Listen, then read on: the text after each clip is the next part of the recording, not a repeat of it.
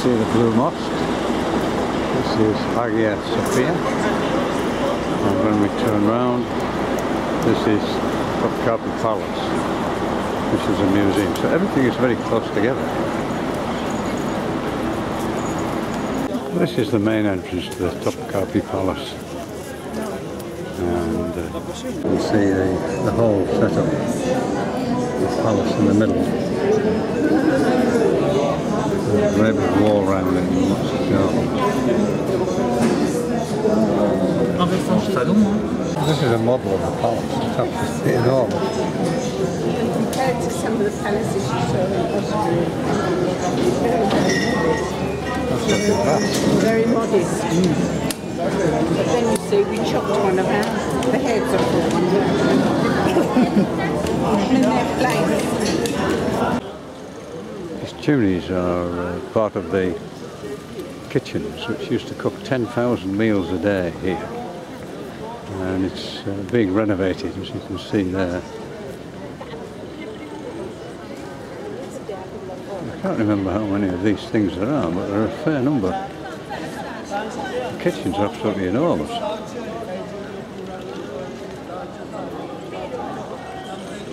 So this is the Gate of Felicity, which leads to the audience hall, which again, unfortunately, we cannot see. So we go through here into the third courtyard. This is the third courtyard, and this was the private part of the Sultan's palace. This was for the Sultan and his family only. This third courtyard, there is the treasury, the audience hall, school, the library, from which all the books have disappeared, and where that big queue is there are all the relics which have come from Mecca and other Islamic strongholds. And then this gate here takes us down into the final courtyard, which is by the sea. It's right on the end of the peninsula. One side the Sea of Marmara, and the other side is the Bosphorus. So these are ships making their way up to the Bosphorus. And you can see down in the foreground there the old city wall which went right round this whole place, much of which is in ruins.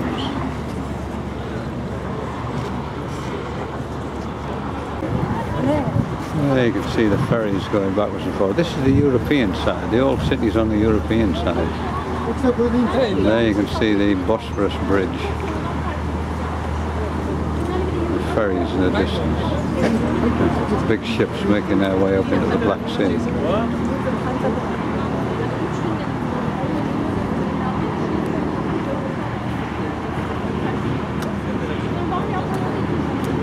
One of the longest suspension bridges in the world.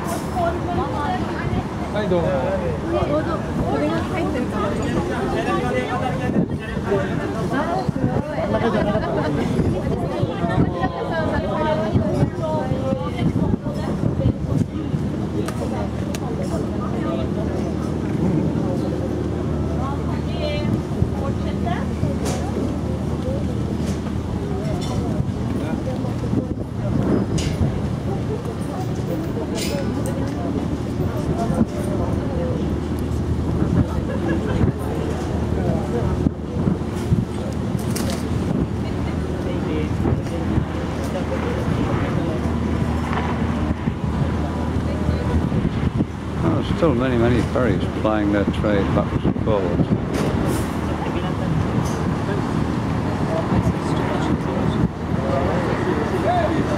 I mean, over by the bridge it's absolutely heaving with little boats and great big ships ploughing up in between them.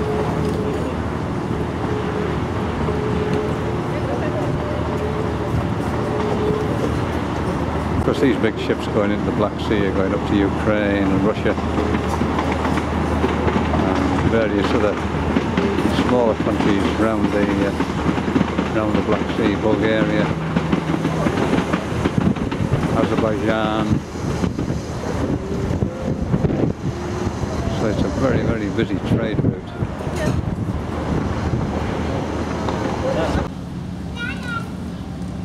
These great big crows.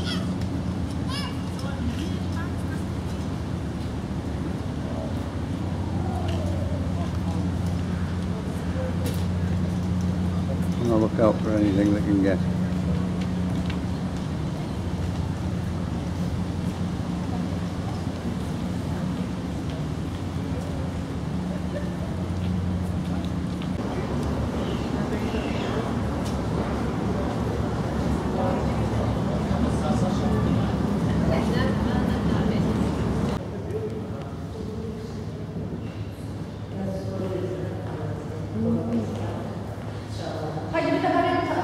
Wonderful fireplace.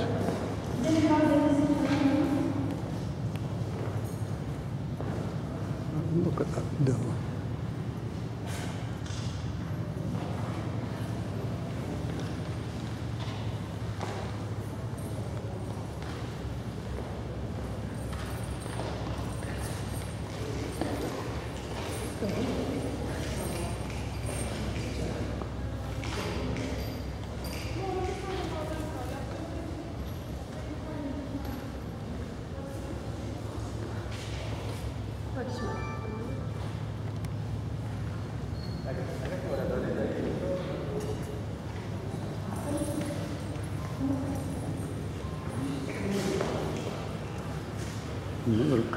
Another pair of doors.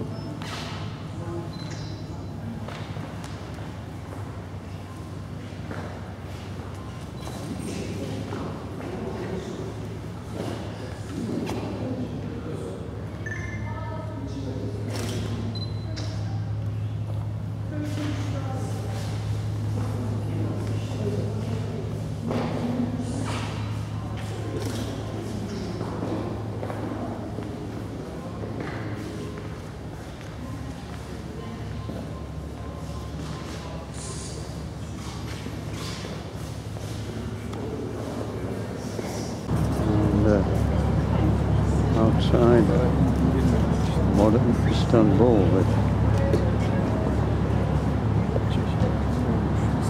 I guess, 17 million people live here, and the waterway is busy, boats everywhere.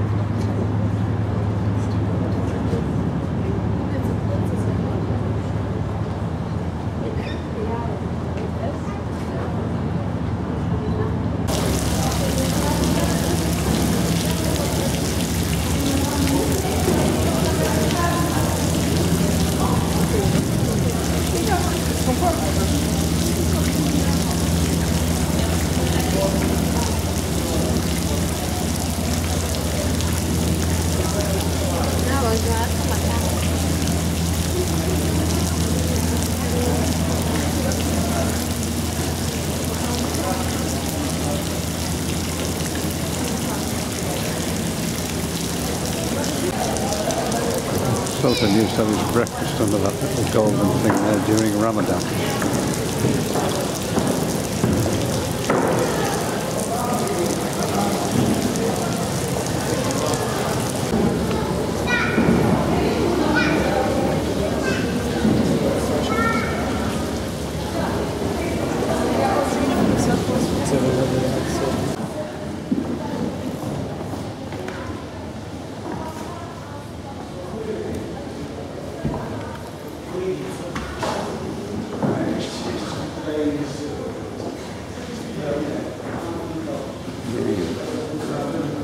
Wonderful fireplace. Tiles.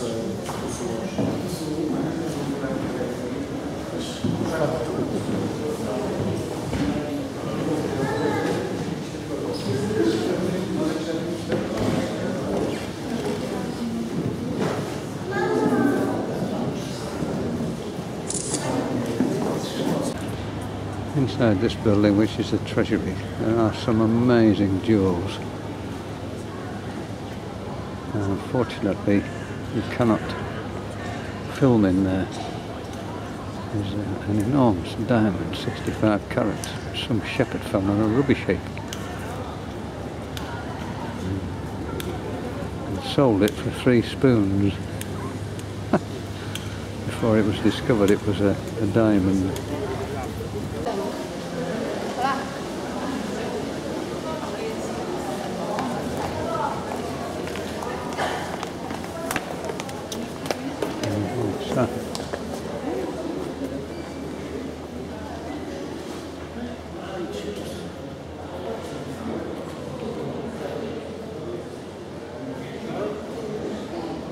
Another fabulous dog.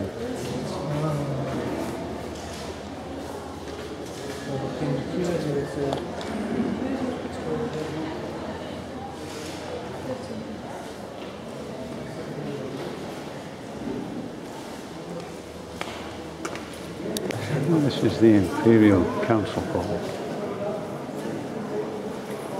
where council ministers and leading statesmen used to discuss things. And behind that screen on the wall is where the Sultan used to sit listening to it all. And the ministers of state never knew whether he was there or not, so they had to be very careful what they said.